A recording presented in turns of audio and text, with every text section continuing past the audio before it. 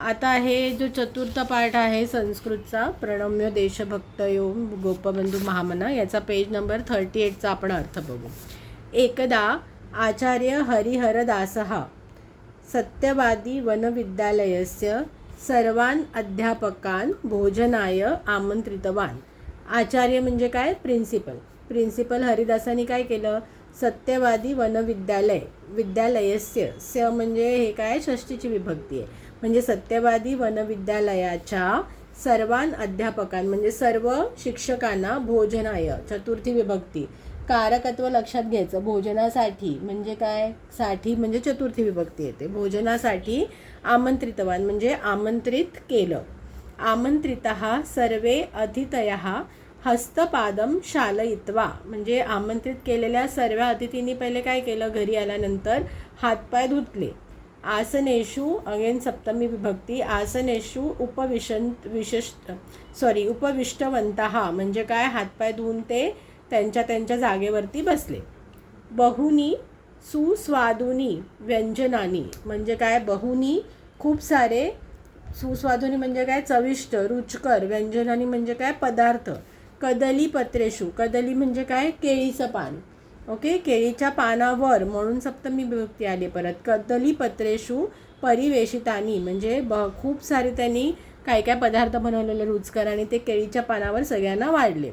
हसन गोपबंधू अवदत्त. आता इथे बघ, गोपबंधू अधिक अवदत्त अशी संधी आहे म्हणून विसर्गाच्या पुढे आल्यानंतर र झालाय. हसन गोपबंधू अवदत्त. अरे म्हणजे हसून गोपबंधू काय म्हणाले? भोजनस्य अतिदौर्लभ्यम जीवनाय सुखप्रदम तदर्थम भोजनम कुर्या मा शरीरे दयाम कुरु. म्हणजे काय? भोजन काय आहे? अतिदुर्लभ्य म्हणजे सगळ्यांनाच जेवण मिळतं का भरभरून? आपल्या भारत देशामध्ये खूप गरिबी आहेत, सगळ्यांनाच काही जेवण मिळत नाही. जीवन आहे सुखप्रदम आणि ते काय करतं? जीवन आहे सुखप्रदम म्हणजे काय? जीवनासाठी सुखप्रदम आहे म्हणजे जरुरी पण आहे ना. भोजन नाही मिळालं तर आपण जगू शकू का? नाही. तदर्थम भोजनम कुर्या म्हणून काय की भोजन करून मा शरीरे दया करू म्हणजे आपापल्या शरीरावरती बाबा दया करा. मग एतत् श्रुत्वा, आता हे एतत् श्रुत्वा म्हणजे काय आहे? एतत् श्रुत्वा आहे म्हणजे हे ऐकून. काय आहे इथे संधी? काय आहे? एतत् श्रुत्वा म्हणजे हे ऐकून सर्वे उच्चे हे हसितवंता म्हणजे काय? सगळे जोरजोराने हसू लागले. आता तदानीमेव म्हणजे काय आहे? तदानीम एव म्हणजे त्याच वेळेला. ओके, इथे कुठली संधी आहे? तदानीम अधिक एव. तदानीम एव बहिः बाहेर कच्छन करुणध्वनिः गोपबंधोः कर्णयोः अगुंजत म्हणजे तेवढ्यात काय झालं? बाहेरून काहीतरी एक कसं करुण ध्वनी म्हणजे कोणाचा तरी रडण्याचा आवाज त्यांच्या कानावरती पडला. मातः बुभुक्षितोस्मी. आता इथे काय आहे? बुभुक्षितः अस्मी. सगळीकडे या सेम टाईपच्या संधी या धड्यामध्ये यूज झालेल्या आहेत. बुभुक्षिता म्हणजे काय? भुकेला आहे. अस्मी म्हणजे मी खूप भुकेला आहे. कृपया किंचित भोजनम दे, प्लीज मला काहीतरी खायला द्या. दिनत्रयात म्हणजे काय? त्रय म्हणजे किती दिवस? 3 दिवस. किमपि न भुक्तम म्हणजे मी काहीच नाही खाल्लंय. भुक्तम म्हणजे 3 दिवस मला काही खायलाच नाही मिळाले. भोजनम देही माता, प्लीज मला जेवायला द्या.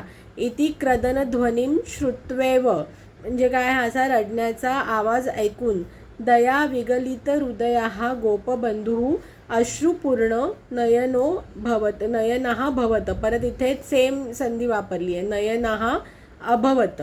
ओके, म्हणजे काय? हे त्याचं रडणं ऐकूनच लगेच त्यांचं हृदय काय झालं? पाघळलं आणि त्यांच्या डोळ्यामध्ये पाणी आलं. किमपि अविचिंत्य झटिती म्हणजे त्यांनी झटकन काही विचार न करता स्वस्मे परिवेशितम भोजनम म्हणजे स्वतःला त्यांना जे जेवण वाढलं होतं केळीच्या पानावर ते स्वतःच्या हाताने घेऊन ते बाहेर गेले. गृहीत्वा बहिरागतवान भिक्षुकंच तत् भोजितवान.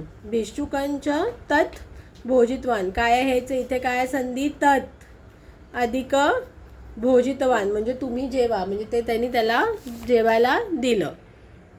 ओके. सो आपण कारण धडे मोठे आहेत म्हणून आपण पार्ट्समध्ये त्याचं अर्थ बघतो आहे, संधी बघतो आहे, कुठली विभक्ती आहे ते बघतो आहे. तर म्हणजे इथे सांगितलं आहे की हा धडा जो आहे तो ओडिसामध्ये पूर परिस्थिती निर्माण झाल्यानंतर की मुलं आणि शिक्षक डिस्कस करतात की आपण कशी मदत करायची. तेव्हा गोपबंधूंचा विषय आला की गोपबंधूंनी कशी पुरामध्ये लोकांना मदत केली होती. तर त्याच्यासाठीची ही कथा आहे. ओके, नेक्स्ट व्हिडिओमध्ये भेटूया. थँक्यू.